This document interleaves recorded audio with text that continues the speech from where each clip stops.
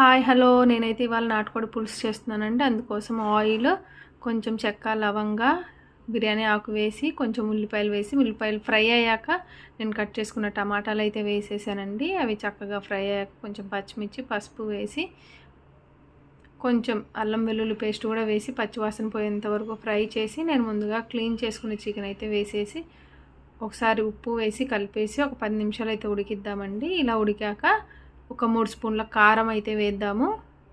కారం బాగా కూరకు పట్టేంత వరకు ఉడికించి ఇందులో సరిపడా నీళ్ళు అయితే వేద్దామండి. నాటుకోడి కాబట్టి కొంచెం పులుసుగానే ఉండాలి. ఇక్కడ నేను కొంచెం పచ్చిమిర్చి, మిరియాల పొడి, కొబ్బరి, ఎండు కొబ్బరి అండి, ఎండు కొబ్బరి, కొంచెం ధనియాల పొడి, కొంచెం గరం మసాలా వేసేసి ఉడికించానండి. ఆ స్పైసెస్ అయితే మనకు సూపర్గా సరిపోతుంది. ఇక్కడ కొత్తిమీర, కరివేపాకు వేసేస్తే మన కర్రీ అయితే రెడీ అండి.